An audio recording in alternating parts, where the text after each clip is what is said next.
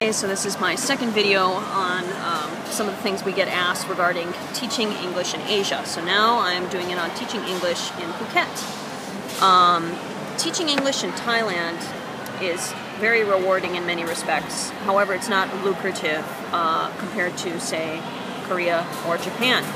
Now, depending on your job situation, if you're teaching at a university or some kind of private school like the British International School, you might be paid quite well, but again, you'll probably have more responsibilities and a lot more out-of-class work, such as grading papers and stuff like that. I don't know. All I know is when we came here, my husband's been teaching English on and off for about 9 years, both in Korean school system as well as privately, and now he's teaching at a private, kind of like a sort of like a hagwon in Korea, here in Phuket. So it's a private school that people can come and just take classes any age. So he's got kindergartners, so 6-year-olds up to adults. The school is wonderful. We are so lucky.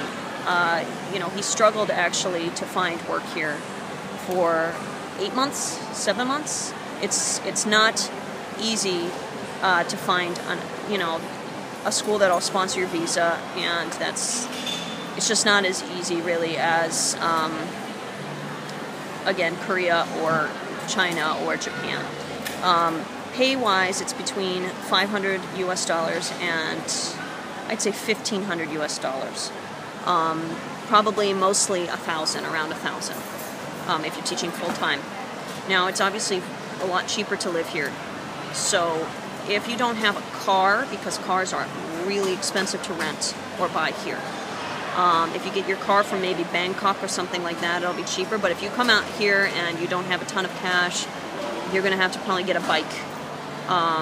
And that's a lot cheaper. That's better probably. However, driving here is insane. So unless you are really confident on the road, anyway, public transportation is not as obviously on time or whatnot as other Asian countries, but I still think it's kind of fun. But you would kind of, if you don't have a car or a bike, you would want to live near the school you're teaching at. So what kind of, how do you go about finding a job? That's kind of tricky in Phuket. My recommendation after kind of us struggling with it is to obviously check the English newspapers, the Phuket Gazette and the Phuket News weekly to see if they have anybody looking for, any schools that are looking for teachers. And I think also if you can rent a car for, if you can't do it permanently, but if you can rent a car for a few weeks and drive to schools and in person drop off your resume, maybe go to Kachongkit and some of the bigger ones, and just drop off your resume and let them know that you're there and that you're serious, and give them a phone number or an email address or whatever. That's probably going to be your best bet, and that's what people recommend doing. We didn't really do that. We should have, but we didn't. And so another option, though, which is fantastic and it's much easier to do here as opposed to Korea or Japan, is to teach English at a hotel. Now, what I was told by someone who works at a hotel here is the best way to get a job is to call and call the reception of any hotel that's like he said 4-star or above. I'd say 3 to 4-star, but obviously he would know more than I would. So call them up and just ask for human resources, HR, and talk to them and tell them who you are, or go in and drop off your resume. I don't know how much they pay, but I've heard that they pay quite well, around the same or more as a private school or as a international school. Teaching at a public school, I don't really know too much about, but I think the pay, my neighbor actually is a Thai man he's been an English teacher his whole life. He just retired. And I know that unfortunately, Thais who are teaching English do not get paid nearly the same amount as foreigners or Farang who teach English, which is sad, but it's sad that it's that way. However, I read in the newspaper that they're looking to actually increase the amount that Farang teachers get even further to 80,000 baht per month, but I don't know when that's going to happen. I would say not for a while. So right now, I don't know how much a public school teacher gets if they're a Farang, if they're a foreigner coming here and teaching. But I don't think it hurts at all. If you're motivated, you know, you can get a job here. You come, you have to drive to the schools, you call up human HR at hotels and let them know who you are. In general, hotels and schools do not have a great feeling for backpackers working. Maybe they've been burned by someone who's come and just not shown up to class, or come to class drunk, or not taken it seriously, or come and gone within, you know, screwed them over somehow. So there is a kind of feeling where they sniff you out to see if you're serious, or if you're just looking to party here and basically supply your drinking habit. They do kind of, you know, want to prevent that from happening, and they've, again, like I said, probably had some bad experiences with that. So if you make it known that you are someone who is very responsible and reliable, and you're there in person, and you've got your resume, you've printed it out or whatnot, you've given it to them. You don't. I'd actually, just to say what a friend was talking to me about. I know people here who do not have a BA but teach English, and they're not even, their first language wasn't even English. It's actually, the person I'm thinking of is Italian, but he speaks fluent English, and he's able to work. He, however, works under the radar. So it is possible to come here and get work, I guess, without having a BA or a TEFL. My husband doesn't have a TEFL because he's just been teaching so long, he just hadn't had time, but he's looking into getting one. So you don't need a CELTA or a TEFL to teach here, but a BA is recommended. However, if you do have a TEFL or a CELTA, that will help you, and you'll probably get paid more. But just to give you some more information, I know people who do have a TEFL, and the school that they went to here did not help them find employment. So if you're thinking, I'm going to get a TEFL and magically get a job, that's not necessarily the case.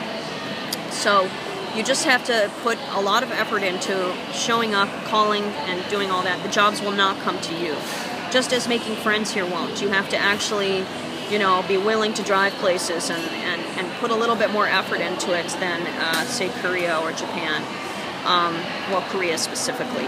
So, but if you can live, you know, on Thai food, which is wonderful, and if you can, you know, buy Thai food that's between 40 and 60 baht a day, or 40 and 80 baht, or 40 and 100, whatever works for you, and you don't have a car, or you've got a little money saved up and are able to use it on a car, then you can come here and live off of 1,000 or 1,500 baht with no problem whatsoever. Housing-wise, you can find a house probably between $200 and $800 per month. So on that salary, you know, you'd probably go between 4 and 6, or 2 and 6, or 2 and 4. Yeah, so you can even find cheaper than that if you're going to stay at like a hostel. But if you're here with your family and you want something that's good for everybody and you need air conditioning, then you're probably going to be paying between $250 and $600. We have a 3-bedroom house that's $600. It has 4 ACs. We don't even need 4 ACs, but it has 4 ACs and a garden, and because, you know, we're a family, that's good for us. But of course, that leaves us no room for saving or anything.